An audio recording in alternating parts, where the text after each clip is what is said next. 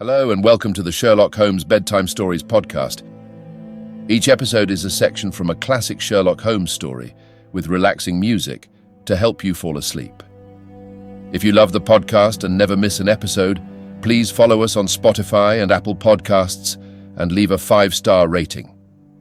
You can also follow Sherlock Holmes Bedtime Stories on Instagram. We post about upcoming episodes, fun facts from the world of Sherlock Holmes, and tips to help you get a good night's sleep. Again, it's Sherlock Holmes Bedtime Stories on Instagram. If our podcast has become a part of your bedtime routine, consider becoming a Spotify supporter. Support from listeners like you is one of the main reasons we're able to keep bringing you the best Sherlock Holmes bedtime experience completely free. So sleep easier by clicking the Support This Podcast link in the show notes and become a Spotify supporter today. And as always, if you're enjoying the pod, please spread the word. Sharing with friends and family really does help. Thank you for joining us this evening.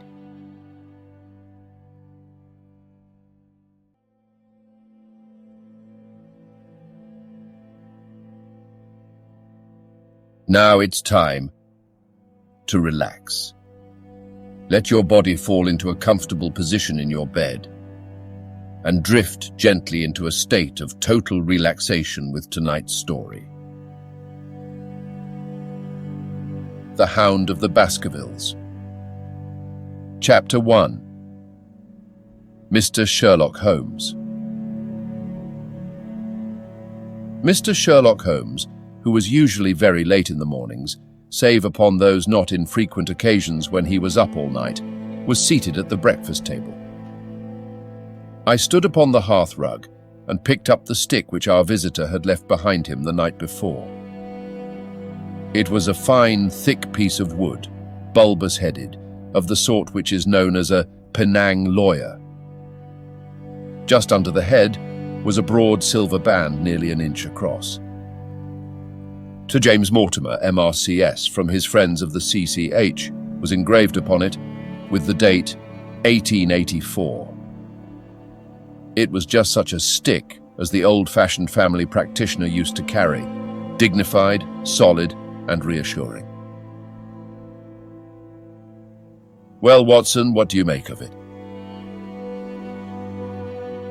Holmes was sitting with his back to me, and I had given him no sign of my occupation.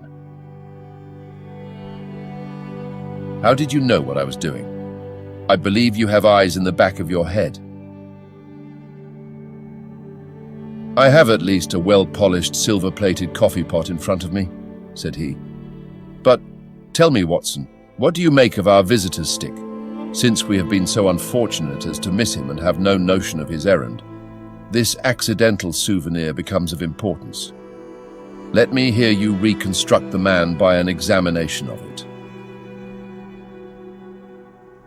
I think, said I, following as far as I could the methods of my companion, that Dr. Mortimer is a successful elderly medical man, well esteemed since those who know him give him this mark of their appreciation. Good, said Holmes. Excellent. I think also that the probability is in favor of his being a country practitioner who does a great deal of his visiting on foot. Why so?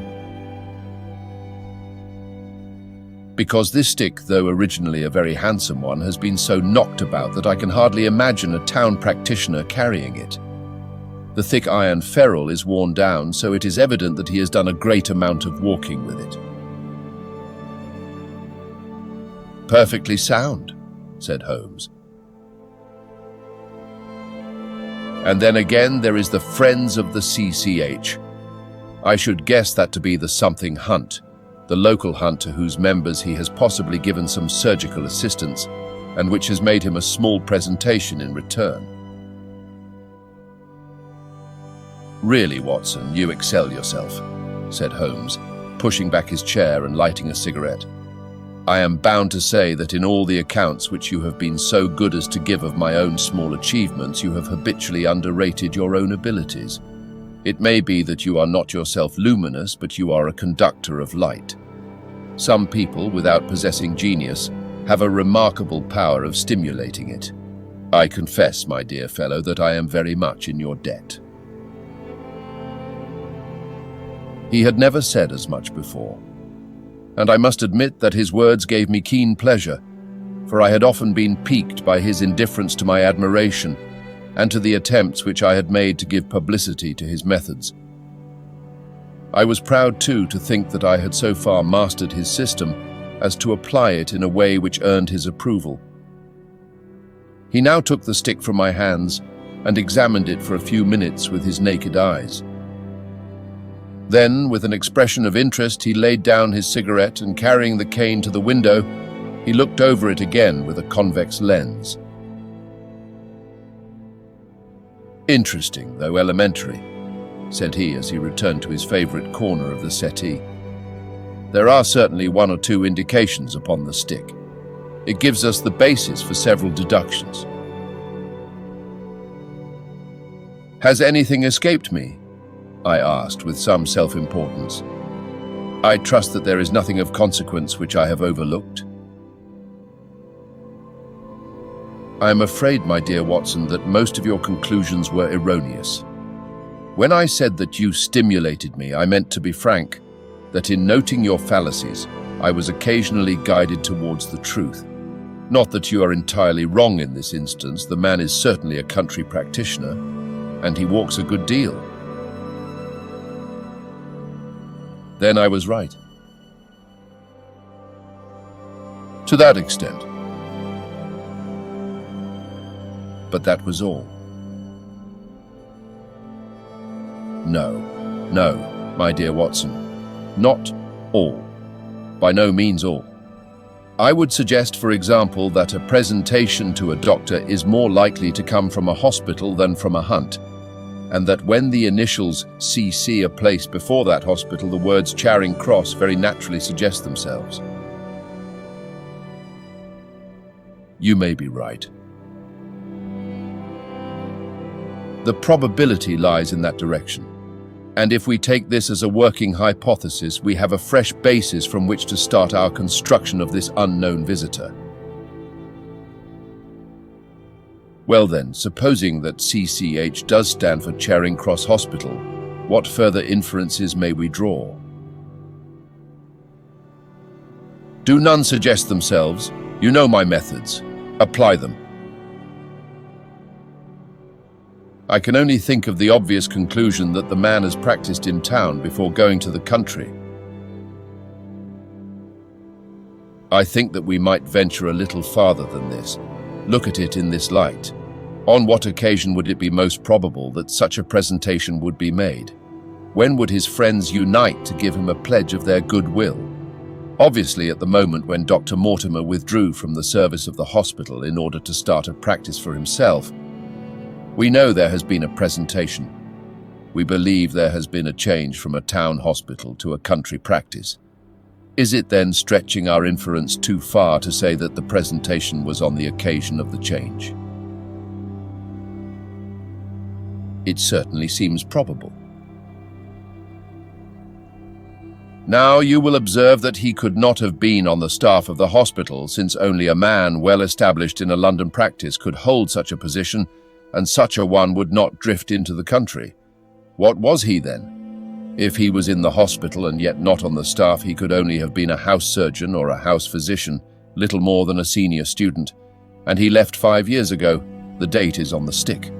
So your grave, middle-aged family practitioner vanishes into thin air, my dear Watson, and there emerges a young fellow under 30, amiable, unambitious, absent-minded, and the possessor of a favorite dog, which I should describe roughly as being larger than a terrier and smaller than a mastiff. I laughed incredulously as Sherlock Holmes leaned back in his settee and blew little wavering rings of smoke up to the ceiling. As to the latter part, I have no means of checking you, said I, but at least it is not difficult to find out a few particulars about the man's age and professional career. From my small medical shelf, I took down the medical directory and turned up the name. There were several Mortimers, but only one who could be our visitor. I read his record aloud. Mortimer, James, MRCS, 1882. Grimpen, Dartmoor, Devon. House surgeon, from 1882 to 1884 at Charing Cross Hospital. Winner of the Jackson Prize for Comparative Pathology, with essay entitled Is Disease a Reversion?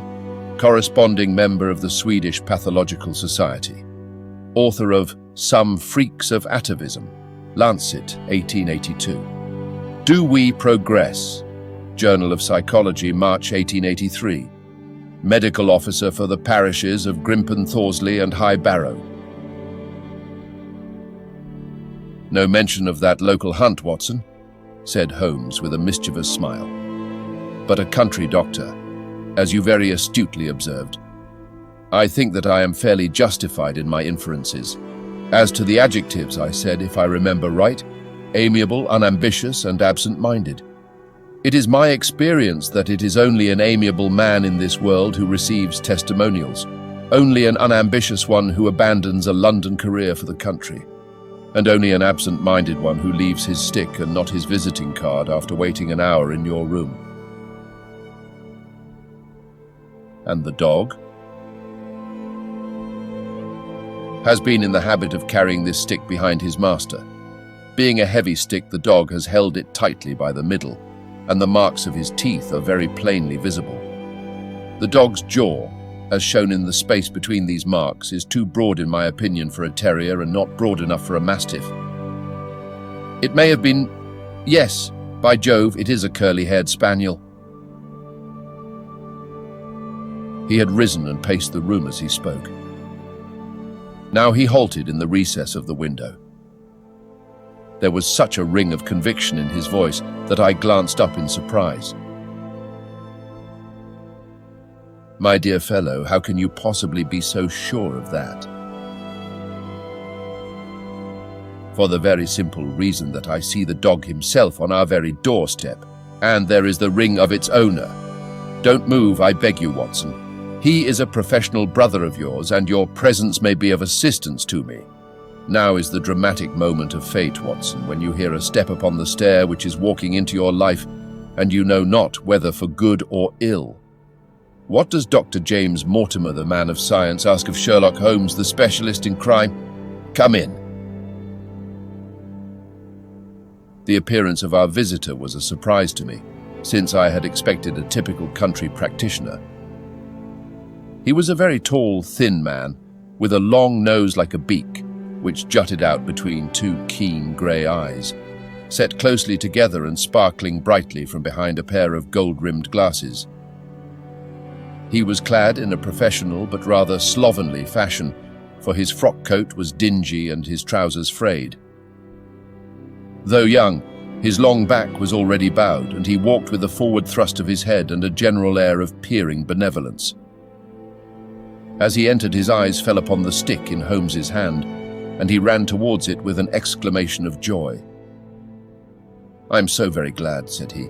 "I was not sure whether I'd left it here or in the shipping office.